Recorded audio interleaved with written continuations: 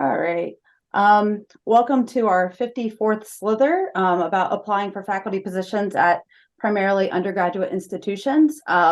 We have a panel of experts here to walk us through the process. But also, before we get started, I also want to say this has become kind of a yearly tradition. So we also have previous SLiTHERs, number 19 and 38, that can also have some discussions with some panelists that might be good places to go if you have questions about this. So we're going to start with our panelists introducing themselves. So it'd be great if you could just say who you are, where you are, what capacity you are coming to this from, like people applying, like have you been on a search panel or are you new to the job? And so I'm going to start with that. So we'll start with Amanda. Why don't you go ahead and introduce yourself? Sure. Hi, everyone. My name is Amanda Rigg, and I am at Ursinus College. I am in my 14th year here, and I've actually been on 6 faculty searches in my department. So I've seen this from a lot of different angles in those years. I teach general chemistry and inorganic chemistry and have mentored a number of our new faculty in my role as department chair over the last 6 years. Great. Caleb, why don't you go ahead and introduce yourself? Yeah, I'm Caleb Tobey, and I am entering my 3rd year at Presbyterian College. I teach general and inorganic chemistry also, and not only did I guess, recently go through the hiring cycle, I'll be on a committee to hire new faculty at our school for next fall. Great, thanks. And Ariella? Hi, I'm Ariella Caspicanetti. I recently started only 1 year ago here at the University of Laverne, California. So I'm very new to the process and I remember exactly what it's like. I'm teaching general chemistry, inorganic chemistry, and organic chemistry here. And I have not yet participated in a search committee for faculty, but I have been to some other searches. So yeah. Great. Well, thank you. I'm going to stop sharing here and so we can see everyone a little bit up close. If anyone has anything they want to add to this, we can approach this however, but I figure we can I think 2 things that people who are going to this job search want to know is sort of what is the process, and also like maybe people aren't familiar with primarily undergraduate institution, like what being a faculty member at those are like. So I was thinking maybe we would start with just what the process is. Maybe Amanda, you can like give us an overview of that since you've been through it a few times, and then we could kind of like say what a day and what our life is like and what these kind of positions are like. So we'll start there. Sure, great. Yeah, and I will say, of course, every institution is going to do things a little bit differently, but I do think that there are some commonalities in the faculty search process. So obviously, there'll be a call for applications where, there'll be everything from a few things to a lot of things that we sort of ask you for. Traditionally, we have always requested a cover letter and a CV, a research statement, kind of a plan for what your research activities would be at our institution, a teaching philosophy teaching statement, and a kind of a what's the word I'm looking for? Some people call them the diversity and inclusion statements. They go by a lot of different names these days. So that creates the bulk of the application. And in my department, when those applications come in, we basically go through and sort of score with a rubric the different applications that we see. And the first round is mostly just looking for do these applicants sort of meet our criteria in the job description? So do they have experience in the fields that we need taught or sort of match what we're looking for in our research areas? And maybe doing some ranking based on amount of teaching experience and research productivity and things like that.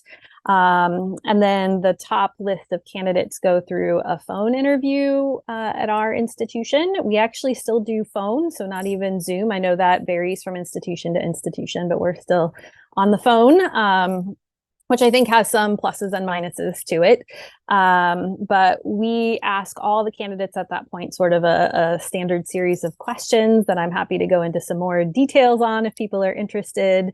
What we've found is often the phone interview stage is really important because that's where we feel like we get to know candidates a little bit better and can kind of see who we think is going to meet the needs of the department and has a good feeling for who we are and what kind of institution we are. And then, of course, after that, usually the top 3 candidates come to campus for campus interviews. Sometimes that can be 4. It just depends a little bit on how hard we negotiate with the dean's office for campus interviews. And then, of course, the process of, making offers and negotiating things there. So that's kind of the general overview of the process at our institution. Great, thank you. Does anyone else, either Caleb or Ariella or Kyle or anyone, have anything to add for anything that was different anywhere that you? No, they've covered everything Yeah, that seems pretty standard, that's sort of the process, and how long that all takes can vary based on, all kinds of things, but that generally is what's going on. And you mentioned how people fit in with the teaching, and also just how they understand your mission or your goals.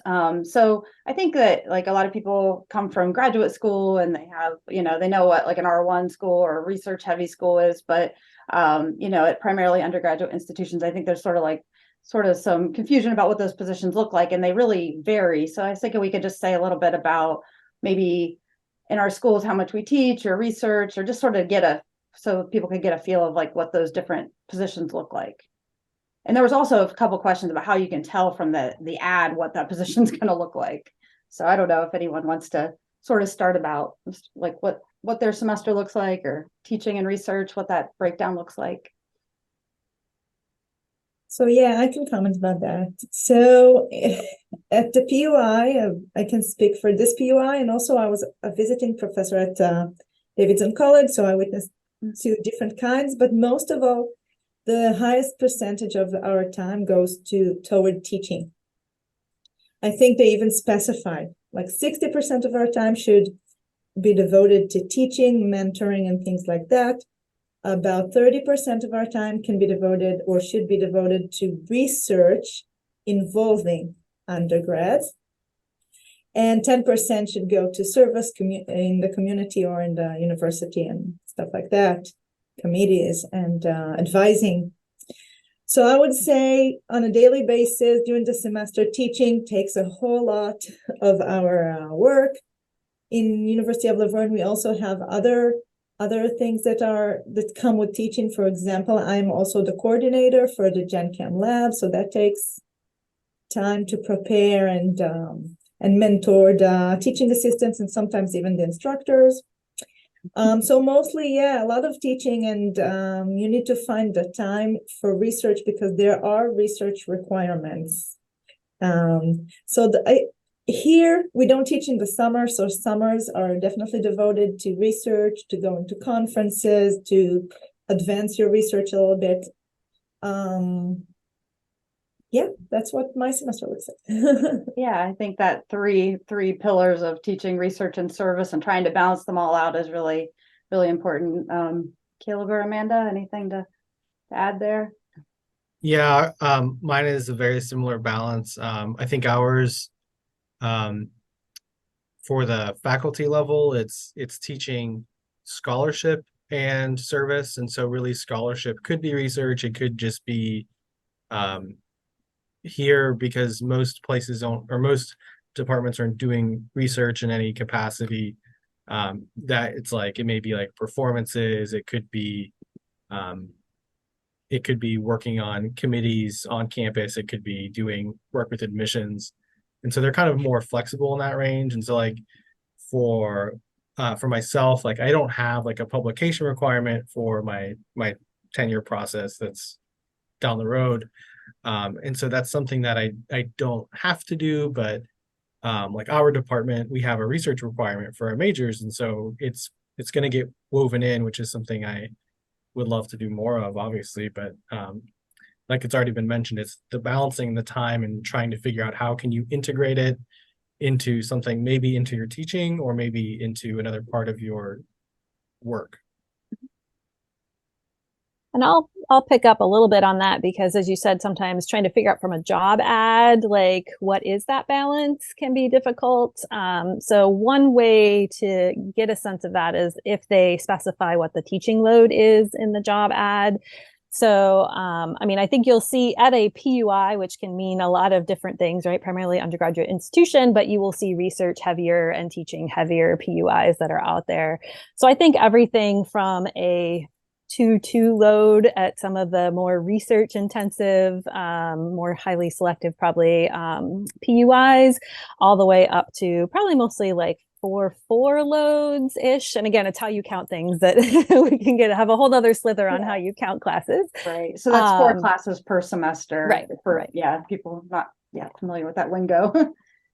So somewhere on that sliding scale would also give you a sense of how much, sort of teaching time versus research time, both the committee might expect of you and you could expect of a position.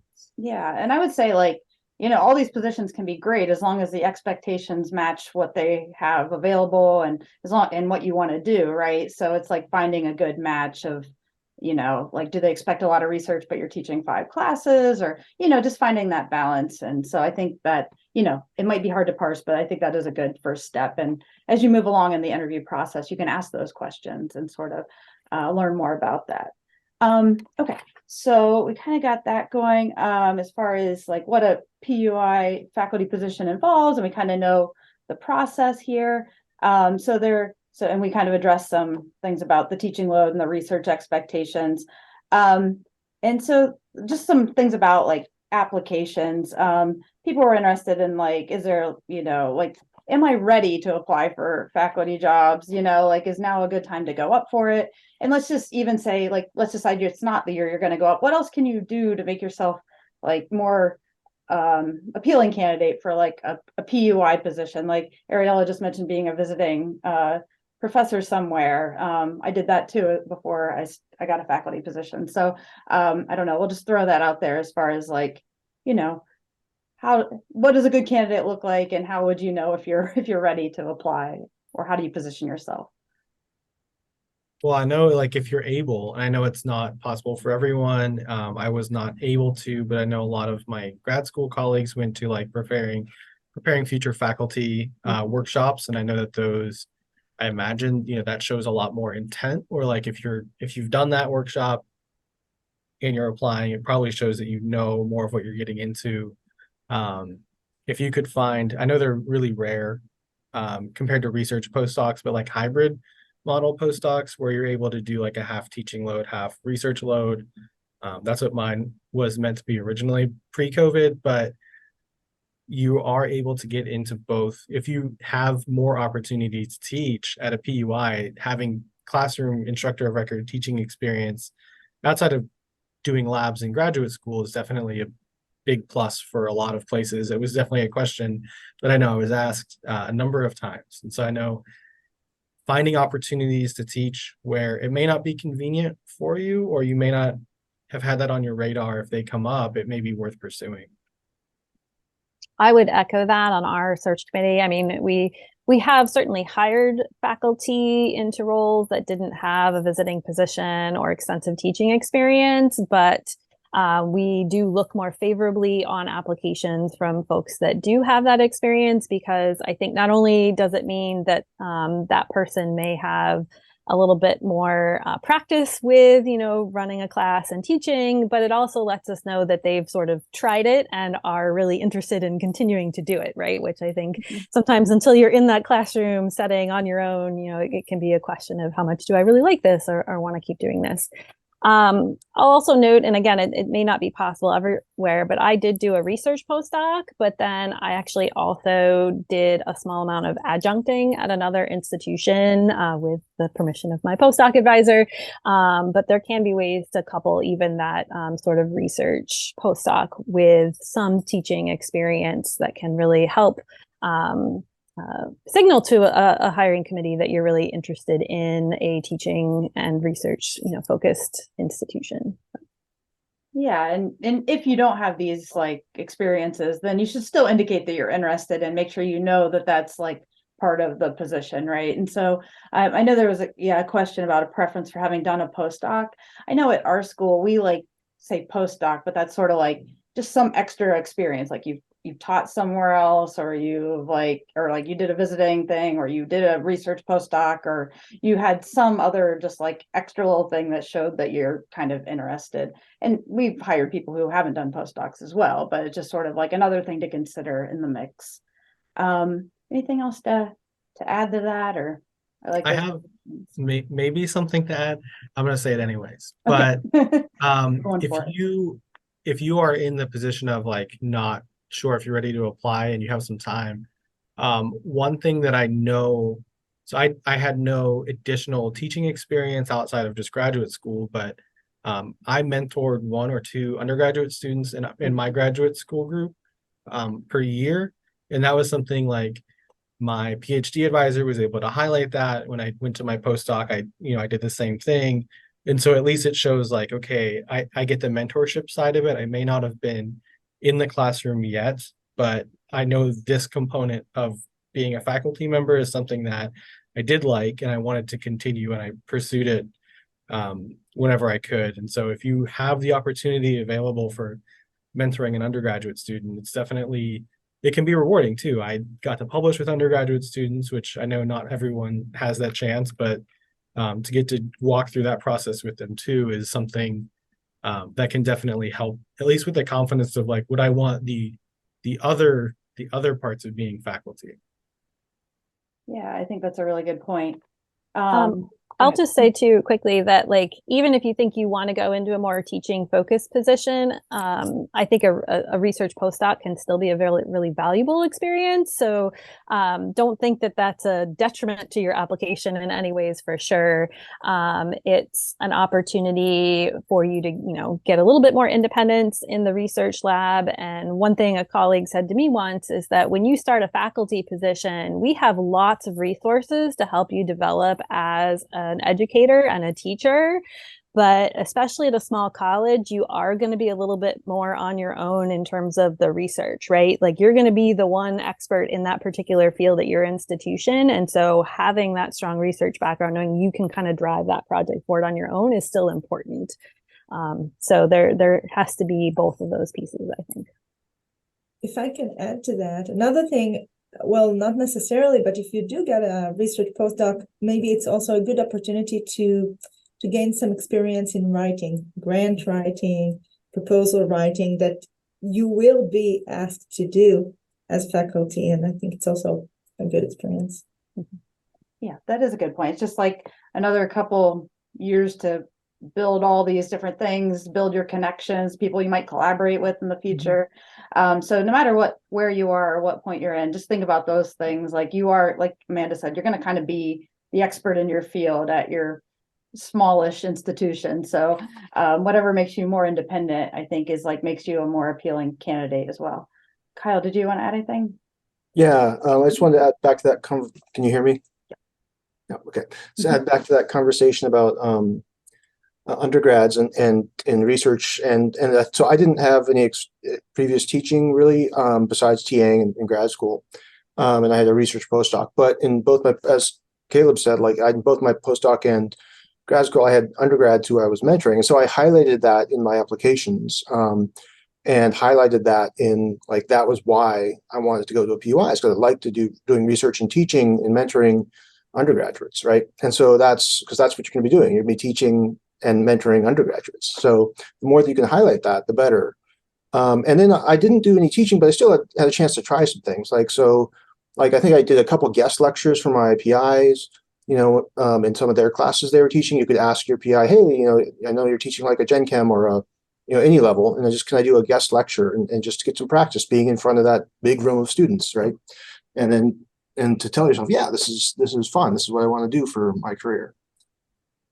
Yeah, I think, a lot of people are going in with exactly that kind of experience. And if you can just highlight that, that that's important for these kinds of positions, I think that, takes you a step ahead, honestly. There's also some questions about how to like tailor application materials to certain positions. I think that's kind of where a lot of people are in the job search right now, is getting their stuff together. So that's probably like the main stressor right now, is like how do you, well, just tell our people who've done this recently, how have you gone about putting your applications together, or staying organized or motivated, or how much did you tailor each application to specific positions? Well, I'm the most recent one, so maybe I'll start. Okay. We'll let you go. I put a lot of effort into tailoring each application. You can do that pretty easily by going over the website of the university, read what they are doing, what they are saying about themselves, what are the institutional goals, what the president is telling.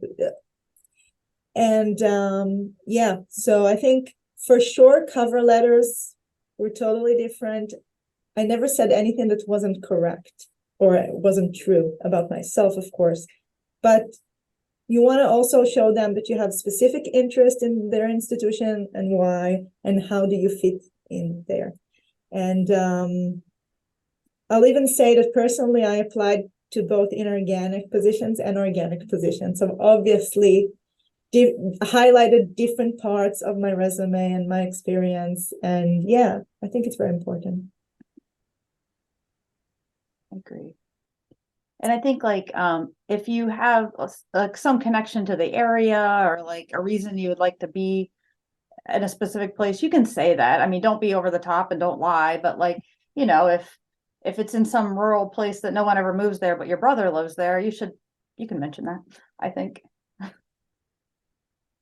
Yeah, I was going to say, sometimes I think people are hesitant to say things like that. And I think sometimes the more information we have about why somebody's interested in our position, the better. We're not going to hold it against people, you know, if there's a particular reason they're interested in that. And I don't want to go too far into this discussion, right? I don't want to derail the whole conversation, but similarly, right, two-body problems, in fact, in academia are an issue. And of course, you don't want to, you know, say probably immediately in your cover letter, oh, by the way, I've got this other issue going along. But I also think there can sometimes be opportunities that you may not be aware of until you sort of bring up that conversation, right? And a faculty committee is never going to ask candidates, or they shouldn't be asking candidates about that. But once we have information, sometimes we can try and do more with that. So, you know, figuring out when the right time is tricky, but sometimes we've had some situations where people waited till like really late in the process. And I was like, oh, if we'd known a little sooner, maybe we could have done more with this information. So just keep that in mind. It's a tricky thing to do, but.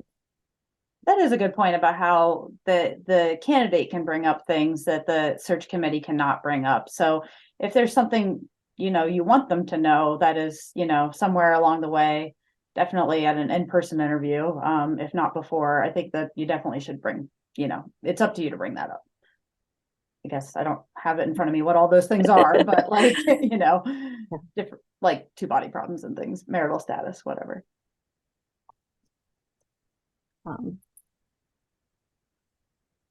I was gonna just say, like you were talking about looking at the website and making sure you knew about the place. That's like, I would do that again for any place you get a phone interview for, right? Like have all that stuff right in front of you, because your brain's going to be kind of fried about all the places you applied for. So have all the information about that school in front of you, and you can look at it if it's a phone interview. I guess if it's Zoom, you can keep it kind of covertly there. But yeah.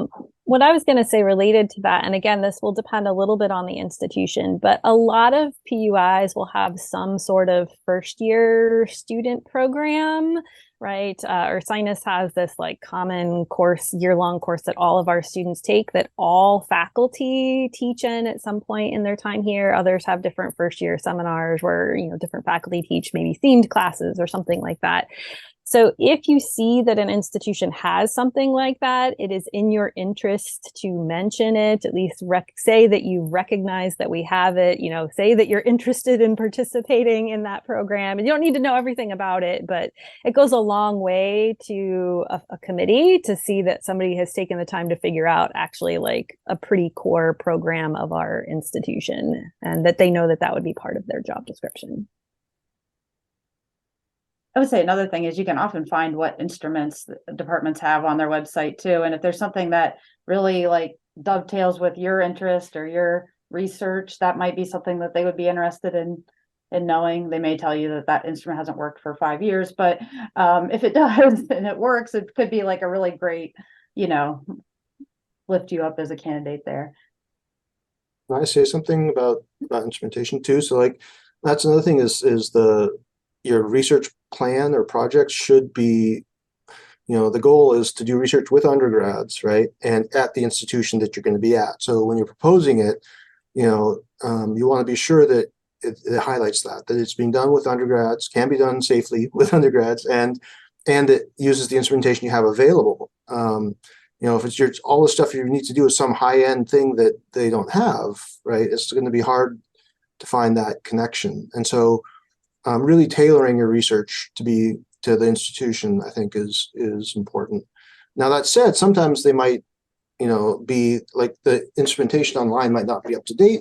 So, that might be different, but definitely make sure that your research is focused on, especially if a school requires a certain number of papers per prior to tenure. Some schools do, some schools don't. You can certainly ask about that. You should ask about that if you get to the interviews. But show that you can be productive if there's some productivity, like target that they want you to reach by 5 years, right? Because usually after 5 years you're applying for tenure into their 6th year. Yeah, I would say for like a research like plan, just break things out into pieces, right? And like undergrads can do lots of good things, but they don't have a lot of time and they're kind of like all over the place. So if you can sort of make it, manageable for people who are showing up for a couple hours, just sort of, I think thinking about that is like a big deal for your research plan. Is it doable by undergrads, meaning like with all the things they got going on and what their schedules look like and stuff. So I don't know. Do you think there's other parts of this process we should talk about, or should we just does anyone have any questions? You can either throw them in the chat or you can ask them directly. We'll take a minute. I have one more thought on the application process. If you are like a graduate student right now, or even a postdoc, and you are not used to writing about yourself, if you are at some institution of higher learning where you have like a freely available writing center, it's a really good resource to say like, hey, I've been writing scientifically for, 4 to 6 years, depending on your scenario. And like, does this even make sense? Or how do I inject your own voice back into your writing?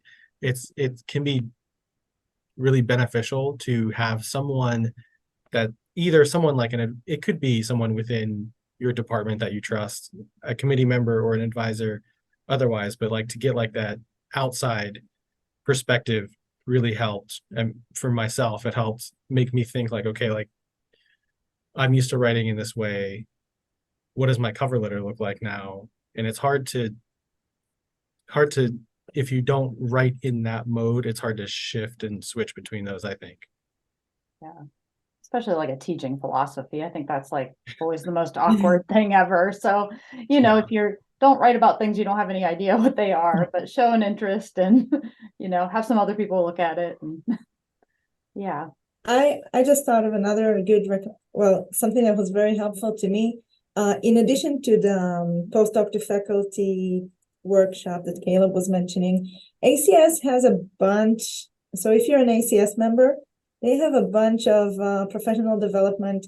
So you can have actually a mentor that will help you and go over your CV, your cover letter, whatever, and will probably meet with you once or twice, even on Zoom or something like that. That was very helpful to me.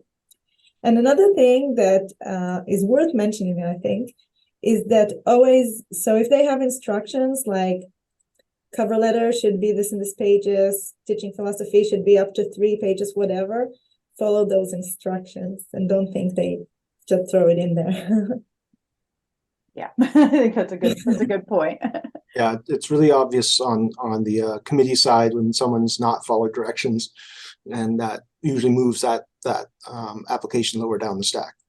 Yeah, if there's missing documents too, right? Sometimes those don't get reviewed at all if you don't have all the parts and stuff. So just make sure your fault. That's a really good point.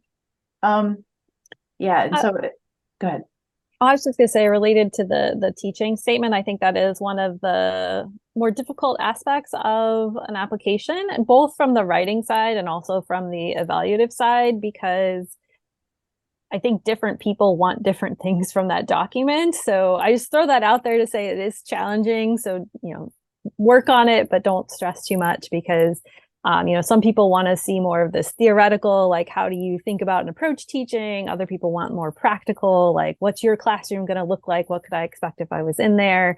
So trying to hit a little bit of both of those is probably good. But then I would also say, one of my colleagues mentioned that, including mentoring, you guys have talked a couple times about how important mentoring, of undergrads is as you've been preparing for a faculty job. You can include that as part of your teaching philosophy, right? That you view that mentoring, that research mentoring as part of your teaching portfolio. And I think that can be really, really powerful. Definitely agree. Yeah, so if anyone has any questions, you can like throw them in the chat and we'll ask them. But so we kind of covered the application documents. Does anyone have anything else that we should add about that? Like, I guess we could like move along in the process to like interviews and phone interviews and in-person interviews. I don't know if there's if anyone has any tips or anything for those, but anything for phone interviews or Zoom interviews, just they're awkward. I would say a piece of advice that I heard recently that I thought was really kind of poignant is that it can be, especially if you're not someone who is naturally sort of like boisterous and, exciting and real, if you're a little bit more of a flat personality, which is absolutely fine. People, especially on a phone interview, can't see you, right? So they can't see your nonverbal cues. So make sure to say you're really excited about something, or make sure to say you're really eager and interested in doing, like, just using those words can convey that, even if your body language or your vocal intonations don't automatically do that. Yeah, that's a good point. And I think often they'll tell you how many questions you're going to do or something. So like you can kind of mentally think about how long should I be talking for each like question, or if they say like give a short answer, right? So yeah, again, it's like one of those things that you might screw up a few, that's fine, but anyone, just use it as a learning experience for the next one, I think. But I have a few yeah. tips. So one, I was told, and I think it's good to pass that tip: dress or prepare yourself as if it was if it's a Zoom, I mean, as if it was an in-person. Don't take into account, oh, they can't see, oh, I don't want to be too formal. Treat it like a regular in-person. That's what I did, at least. The other thing is, if you have the opportunity to ask, or sometimes it's in the invite, who are the people that you're going to talk to? Maybe read a little bit about them, know a little bit about them. And the most important, my tip is to prepare questions that you want to ask them. Again, showing interest about their institution, maybe about them and their research, like, oh, I read that you did this and this, and I just was wondering. I think people like to see that you put in the effort and you take interest. Yeah, and sometimes like those questions, like, I don't know, they'll all get answered during the interview, and then you're like, oh no, I don't have any more questions. But you can still say, I was going to ask about this, so I'm so glad we talked about it, or whatever, like you can still, re-emphasize that. What do you got, Caleb? I think one question that in my early, so I was on the hiring cycle for the 21-22 year. And so there were like multiple rounds of Zoom. And one question I didn't really, and this sounds like, it may sound obvious now, but like know what you wrote in your own philosophy cover letter well. Because if someone asks, like, have you been able to enact your teaching philosophy as a graduate student, and you're not really like giving not like the wrong answer or an incorrect thing, but if it doesn't really mesh with what you wrote, it probably doesn't come off very well. But like Sarah said, like if you have a bad interview, it's definitely like my first interview I know was bad, but I learned quite a lot from how I wanted to carry myself. Like in this format too, if you're not used to speaking to like an array of faces, if you have any way to do that, or even just have one person ask you questions that may seem really basic, it's really valuable. I mean, I didn't have that, but I had the first interview and how that went, and then I was a lot better prepared for the ones that came after that. So Yeah, I have the definitely, same thing. yeah, I just want to say, and, yeah, and it would be a good idea to practice. Yeah. yeah, Yeah, and yeah. with Even if different it's like, formats, it can be crazy, but yeah. all right. Anything else about phone interviews or? When you practice, use the same technology that you're going to be using. It's a good idea to practice it so it works on your end, and be patient with the committee because sometimes they can have issues too. But I think there's a great. This is from well before recent ages of Zoom, but there's a great story about somebody who tried to sign in for a Zoom type thing, Skype, I think at the time, and showed up as a cat. They couldn't get rid of it. But yeah, so you want to test out your technology and where you're appearing, right? And I really like Ariella saying, like, get dressed up and get your armor on, kind of get in the zone as if it was like an in-person event. Agree.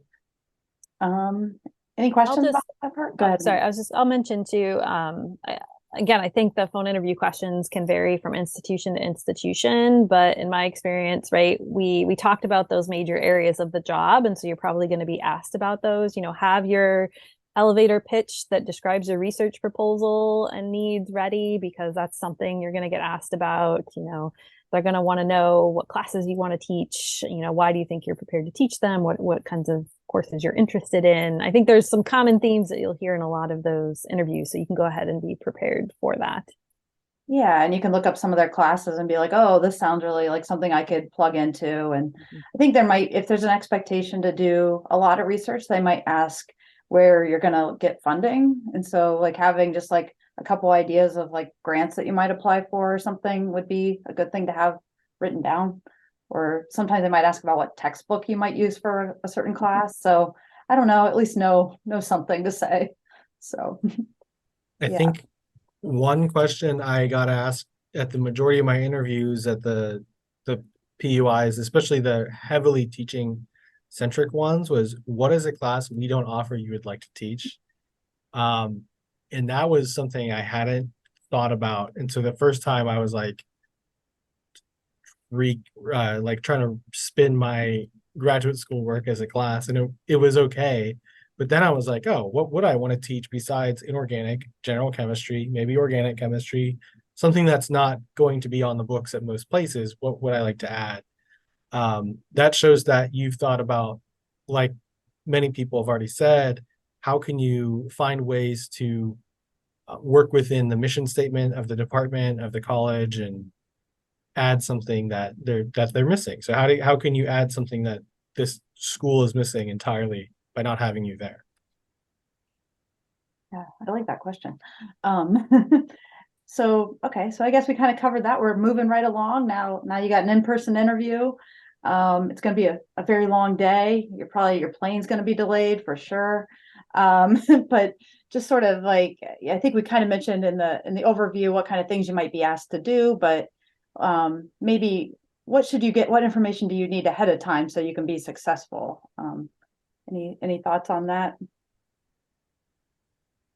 Sure. I mean, it's a lot of meetings with a lot of people. I mean, you should expect, of course, to meet with most, if not all, the faculty in the department, especially at smaller institutions. You should have a time to meet with students without anybody else around. I think that's a really important and valuable experience, and hopefully they give that to you so you can see what the students think, and how they kind of think about their institution. We actually also have meetings with the dean, right? That's where a lot of the detailed information and sometimes the research and funding, startup funds negotiation would happen or begin to happen with all of that. At our institution, I actually also meet briefly with the president if they're around. I don't think that happens everywhere. That's much more of just like an informational meet and greet. You don't have to stress too much about the meeting with the president. And then, of course, the big components are often, we do both a teaching demonstration and a research seminar. Some places will do one or the other or a combination, but we do two separate events. And ours is a true like mock fake class. I think that's what a lot of institutions do, but sometimes they may actually ask you to come in and teach a real class. That can happen. And with that, I'd say feel free to ask for things like, what's the setup of the room? What technology do I have available? What format, are the chairs set up in? Do I have chalkboard? Do I have projectors? All that kind of stuff. Hopefully it's things that they're telling you ahead of time. But if not, definitely feel free to ask. Yeah, and then for those teaching things, you can like just say like last class we did this, and then you just like jump into a little thing. And if you have, nothing crazy, but if you have like something interactive or just something that's like a little special, that can be good. If you don't feel comfortable doing that, don't do anything crazy. But yeah, no, I think that's good. And then like you mentioned meeting with the students, like you can blow off a little bit, relax with the president, but the students are probably going to feed back to the faculty. So your interactions with them are super important. So don't blow that off at all. I have to say that I prepared in advance like a little notepad with 1 or 2 sentences about each faculty that I was supposed. Some places give you the list of people that you're going to meet with. So again, 1 or 2 questions about them, and that worked pretty well. And another thing, some places are very relaxed and they give you time for yourself and some breaks. Some do not. So bring a little snack with you, like a little, I don't know, energy bar. Some places will just keep you on your feet all day, and just make sure to have your water with you and stuff like that. A funny piece of advice somebody gave me once is that often you're being passed around from faculty member to faculty member to person to faculty member. So you can ask to go to the bathroom like every other person, and they won't know that you just went half an hour ago if you need a little bit of a break. So, feel free to take advantage of that as needed to get a few minutes to take a breath. Yeah, there's always going to be someone that's willing to go get coffee with you too, right? So like, it's.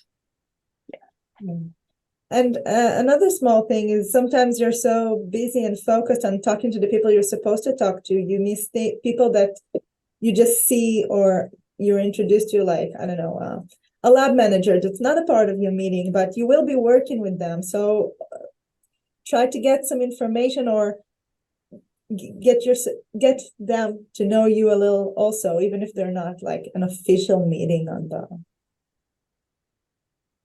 That's a good point. Yeah, I mean, and if you don't know what to ask faculty members you're meeting, you can always ask what they teach and what new things have they learned teaching, right? Get some knowledge from them. Those are always, we as faculty, we teach a lot and we love to teach and we'll love to talk about it, right? So it's always good to ask. Another thing you can also that's maybe different between these schools and is good to find out is how are the foundational courses coordinated? Right? Is there more than one section of general organic chemistry? Are there is there a lab manager that runs all the labs? Like how does that work? Every school is different, right? Or do you co-teach? Things like that can be might be some information you probably might not be able to glean from the website, but you can learn that stuff in person. One other thing you could ask if you're unsure, it's something you may not think about, especially not something I was thinking about immediately, was ask faculty like what is the kind of the shared governance if you want to get into that. But if you're on site, you're probably wanting to consider like how many committees are you expected to serve on, what types of committees are available, and you can ask those questions. I had a guy tell me about all the committees he served on for like 35 minutes, and I could kind of relax at that stage for sure. Yeah. And if you need to know about housing or whatever, that you can ask about those things. So quick question in the chat about the teaching demonstrations, about like trying new things like think, pair, share, and different things. I think like, about asking about like, who's going to be in the audience, right? I think you can ask that when you're, or what the level is that you're supposed to be teaching at. And so, if they tell you to teach to an inorganic chemistry class, but it's like all freshmen there, they're not going to hold that against you, right? But you can still try to, that's my opinion. You can still try to do what you're interested in trying. I think pair share would be a good thing to do. It doesn't require a lot of props or anything, but like still gets people involved. But yeah, I think showing that you are, how to handle, I think trying to craft a teaching demonstration that shows off multiple skills is sort of like the ideal world, right? Do a little bit of lecturing so we can see how you are at the front of the room, explaining concepts, writing on the board or PowerPoint or whatever you prefer to do. But then how do you handle, sort of instructing students to work on a group assignment? It's fine to give them something to do, walk around the classroom, interact with students. We love seeing that with people that come in for teaching demonstrations. And in my department, like all the faculty are there. So even if you had some students that didn't know what they were doing, hopefully at least most of the faculty could answer the questions you're asking. With inorganic, you never know, but they can kind of go through that process as well and help students along. So I agree. All right. So we got like 10-ish minutes. So I don't know. I guess we got through this job interview. We're doing great. Is there anything else we need about the in-person? I guess that seems like the scariest part, but I think we kind of covered it. Maybe. So then hopefully you get an offer and you're moving on. I think that part's like kind of waiting and it's all kind of scary, but there's also a part about any negotiations that you want to do, or I don't know. Does anyone have any comments about how to handle that or what they did or how much flexibility schools have? I was pretty sure I was taking the offer, and fortunately my postdoc advisor is very intelligent, and he said, just make them wait like until, maybe not until the last minute, but like make them wait. And I exercised that, and they actually increased my offer without me asking, just because they didn't hear from me. I don't think that is probably how it goes everywhere, but you need to really think, if you get an offer, it's very easy to be tempted to immediately accept it on the phone right away. So definitely make sure that you have a plan after the onsite, like, okay, no, I guess decide, like, could you see yourself there? Be ready to either accept an offer or not from that school, and not, I think taking at least, like a day or two, and then calling whoever it is, and in my case here, it's the provost, calling them back and being able to deliver your decision either way. It gives you some more, I don't know if it's like you're wrestling the power back, but at least like you've really thought about it after your onsite and all that.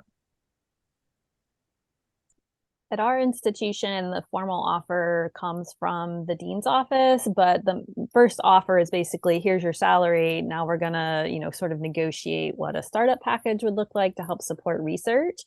And the department chair actually takes a pretty heavy role in that. And so having been the chair through 3 of those faculty searches, I can say it's kind of an interesting position to be in, because I, of course, can't overpromise things, but it's also an opportunity for me to advocate for things and resources for my department. So I am very happy to give advice to faculty that we've made an offer to about what they can get from the dean's office. So, it depends probably on who your chair is and what the situation is like, but at least for us, that, the chair is sort of an ally of that person to say, like, yes, this is sort of the range of things you can expect. These are the things we have in the department. I might recommend, thinking about asking for these things, or, something like that. But there's usually a more or less sort of set range of things that are out there. Around here, nobody will tell you what that number is. They want to know what you need. Mm-hmm. But you can sometimes figure that out from talking to other newer faculty in the department, or if a chair is willing to sort of share that information to help you get what you want. So Yeah, and it also depends on the financial situation of the university. And there are universities who will not negotiate Yeah. at all. I know of them. And there are, and so you get what you get, right? But you can also, some you can negotiate. But they'll tell you they won't negotiate if you ask, right? And you try. Another thing that I learned the hard way was that many R1, your previous advisors don't know anything about salaries or startup packages, and they will say, "Oh, you should ask for blanketing length, which is an order of magnitude too high," which happens. But it's so when you're talking about and this goes back to fitting your research in at that university is like make sure you thought about like everything you'll need, and because that startup budget is important, it'll help you, and so like ask about everything you can think of. And so in terms of, student support, right? How does that work? In some places you can't use startup for that. But they'll have other ways of supporting students for, students can take research for credit or for like apply for internal grants. So learn about that institution's tools, right? That are not just the startup that you can use to be successful in what you want to do. Yeah, I think that's a really good point. Things are different at PUIs where like usually the stockroom has gloves and you don't have to pay for those gloves, right? Or maybe you don't need to buy a nitrogen cylinder because the department takes care of that. So there's certain things that like you don't need that budget because it's already kind of budgeted into the department. It really, you can ask about that, but it's just a little bit different, or there might be internal grants for paying students, or it's just a different setup. Sorry, Caleb, I didn't mean to interrupt you. No, it's okay. Yeah, definitely. I echo all three of those points. And with the startup, like if you're at a heavy teaching institution, I mean, you may have a smaller startup than you may have imagined, especially like Kyle mentioned, talking to your PhD advisor who works at an R1, most likely they're going to be way off of what they think you're going to get. Again, depending on your PUI. But my department, for example, my department has a teaching and research budget that they're very flexible with how that money gets used. And they were very, very interested in making sure they could at least get the things that were realistic within the budget for me, over a year or two. That way I would feel like, it made me feel like I was being supported if I'm being realistic that, okay, I'm not getting a single crystal XRD, right? But they're going to make sure that I have like a manifold and a vacuum pump. That way I could at least attempt some air-free chemistry. I would ask when's the last time they had someone doing inorganic research, because that kind of gives you a key of what equipment has or has not survived. Like in my scenario, it had been since like the 90s. And so there was basically nothing that I could use. So anything I have now, I've had to get myself, or the department has covered. They've been generous, at least for me. So that's a question hopefully the chair will be direct with you about. Yeah, I think those are all good points. I want to be respectful of everyone's time. We're coming up on 3 or 4, sorry, I'm in central time. If anyone has any last minute questions or last words of advice or whatever, we can. I'll just throw out real quick that especially once you get to the in-person interview stage, all of a sudden it can feel like everything has slowed down and takes forever to hear back. And that's sometimes part of the process. So don't panic if you don't hear back from a committee in the time frame that you're thinking they should get back to you on. Sometimes that's the committee struggling with decisions. Often they have to then take it to the dean's office or the provost's office, and things can get bogged down there. So try and have patience with the process as much as possible. And then sometimes, right, if an offer is made to another candidate, they may or may not let the other candidates know that an offer has been made at that time, because they're kind of wanting to keep other people in the wings or kind of keeping you informed. Some committees will do a better job than others about, kind of sharing that information with everybody. But there's a lot of things that can happen behind the scenes in those last weeks of this process. And so we actually hired someone who is fabulous, and they ended up being like the 7th person that we brought to campus. So, it's not over until it's really over with a position. So you want to continue just to put everything you've got out there the whole way through, and you just never know all the stuff that's at play. Yeah, I think that's a good point. Quick question.